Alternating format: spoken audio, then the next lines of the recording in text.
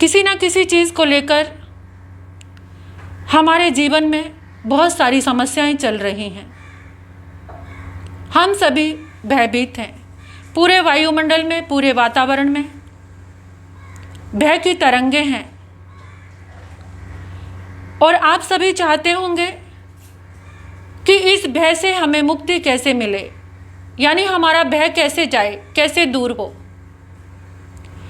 भय से मुक्ति कौन दिला सकता है? अभय कौन दे सकता है हमें, यानी हम भय से कैसे मुक्त हो सकते हैं? आप सोच रहे होंगे, ऐसा सबके मन में ही बात रहती है।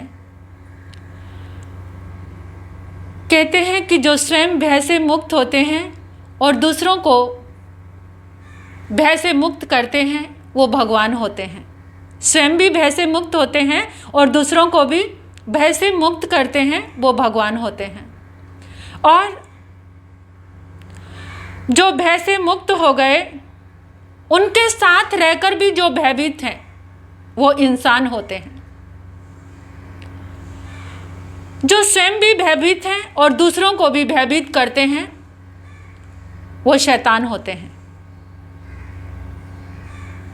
तो देखिए, जो हमारा स्वभाव है, मूल स्वभाव, आत्मा का स्वभाव, वो भय से मुक्त है। लेकिन जब जब हम भयभीत तत्वों को अपने जीवन में स्थान देते हैं, तो हम भी भयभीत हो जाते हैं। छोटा सा बच्चा है, उसको परिस्थिति का कोई ज्ञान नहीं, अचानक वो भयभीत होता है क्योंकि उसे परिस्थितियों का ज्ञान नहीं है। लेकिन जैसे ही माँ की गोदी में जाता है, माँ सिर पे हाथ रखती है, अपने आंचल में लेती है, तो वो बच्चा भय से मुक्त हो जाता है। आपने कभी सोचा, हम देह से बड़े हो गए हैं, लेकिन क्या हम कभी बच्चे बनकर परमात्मा की गोदी में जाने का प्रयास किया है हमने? अगर हम परमात्मा की गोदी में चले जाएं, परमात्मा के चरणों में समर्पित हो जाएं, तो हम सारे भय से मुक्त हो सकते हैं। ये जो कोरोना महामारी का जो भय है, किसी भी तरह का भय, 7 तरह का भय है। इस लोक का भय है, परलोक में जाने का भय है, चोरी का भय है, चोरों का भय है, मृत्यु का भय है, जीवन अच्छे से व्यापन नहीं हो रहा, इसका भय है। बहुत सारे भय हैं हमारी जिंदगी में। अचानक कोई भय आ जाता है, अचानक हम भयभीत हो जाते हैं। इस भय से मुक्ति कैसे मिले? बहुत सारे ऐसे भक्ति मंत्र हैं, ऐसे भक्ति स्तोत्र हैं जो हमें भय से मुक्त कर सकते हैं, जो हमारे भीतर के भय को मिटा सकते हैं। जब तक हम भय से मुक्त नहीं होंगे, तब तक हम चैन से अच्छे से जी नहीं सकते। और भय से मुक्ति दिलाने वाले केवल परमात्मा ही हैं। हमें उनकी शरण ग्रहण करनी है, हमें परमात्मा की शरण में जाना है, तभी हम भय से मुक्त हो सकते हैं। आपको जीवन में बहुत सारे मंत्र चाहिए, कोई रिद्धि मंत्र चाहिए, कोई लक्ष्मी मंत्र चाहिए, कोई विद्या मंत्र चाहिए, लेकिन कभी आपने सोचा है कि एक जीवन में भक्ति मंत्र चाहिए? जब हमारे जीवन में भक्ति मंत्र आएगा, हम सारे भय से मुक्त हो जाएंगे। परमात्मा के चरणों में जब हम समर्पित हो जाएंगे, तो हम सारे भय से मुक्त हो जाएंगे।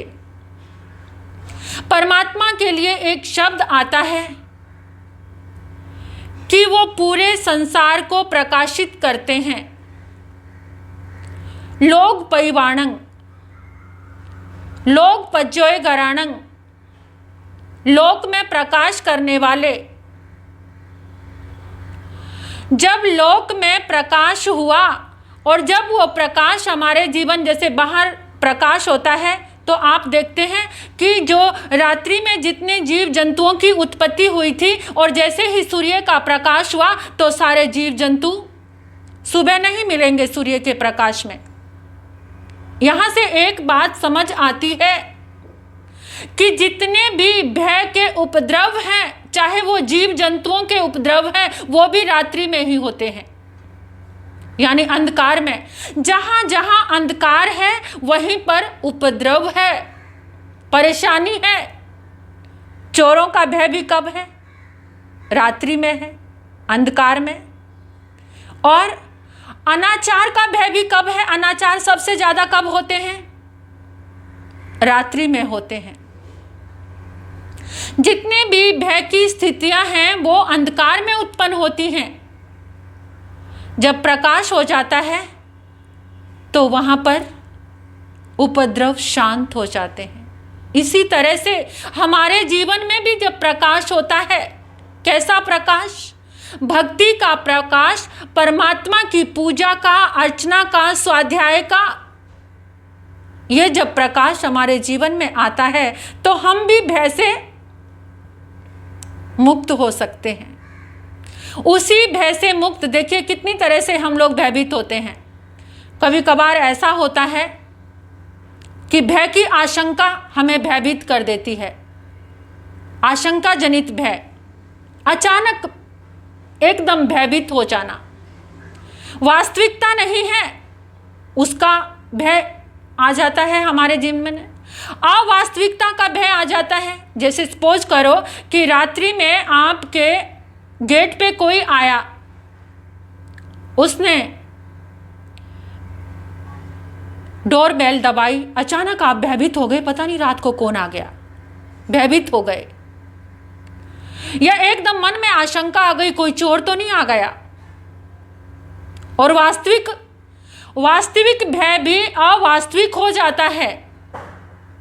कभी कभार ऐसा होता है जब माँ बच्चे को सुलाती है तो उसको अवास्तविक भय दिखाती है, कैसे जल्दी से सो जा वरना भूत आ जाएगा।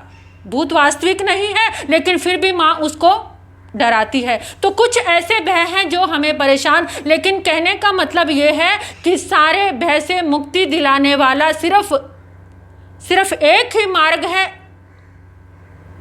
वो है परमात्मा की शरण, परमात्मा की गोद, जो माँ की गोद की तरह होती है। बाहर के इस जीवन को भय से मुक्त करने वाली, यानी बचपन में माँ होती है, और जब हम बड़े हो जाते हैं तो इस भय को मिटाने वाली परमात्मा की शरण होती है, परमात्मा की आराधना होती है।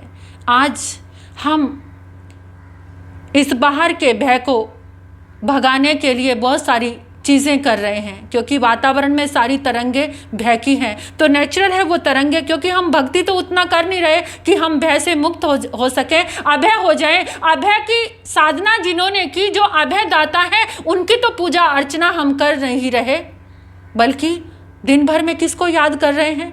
जो भयभीत हैं। दिन भर में हमारे जेहन में कौन आ रहे हैं?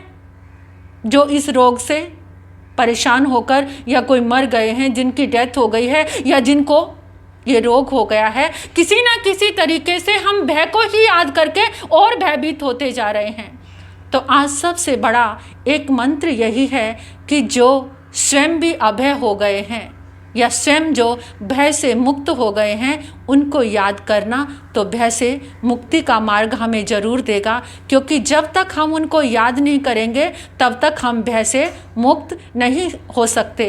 फिज़िकल वर्क तो आप ऐसा करते हैं कि बाहर से जो कोई फल सब्जियां आती हैं आप उनको धो लेते हैं अच्छी तरह से, मतलब कैसे शरीर के लिए ये ठीक रहेंगी, उसको पानी को भी, हर चीज़ को अच्छे से अच्छे प्योर करते हैं। लेकिन उसमें ऊर्जा कैसी है इसको हम कभी भी ध्यान नहीं देते। उन सब चीज़ों को बदलने वाली एक परमात्मा की ही ऊर्जा है। उस परमात्मा की ऊर्जा को अगर आप उन चीज़ों में डालोगे, उस भक्ति मंत्र को अगर आप उस चीज़ में डालोगे, तो अवश्य ही हम भय से मुक्त हो जाएंगे। तो भय से मुक्त होने के लिए कम से कम जिन्होंने हमें मार्ग बताया है कि भय से कैसे मुक्त हो सकते हैं, उनकी शरण में आ जाओ, सारे भय से मुक्त हो जाएंगे। और जब तक हम भय से मुक्त नहीं होंगे तब तक हम कुछ भी नहीं कर पाएंगे। इसलिए ये प्रयास ज़रूर करना।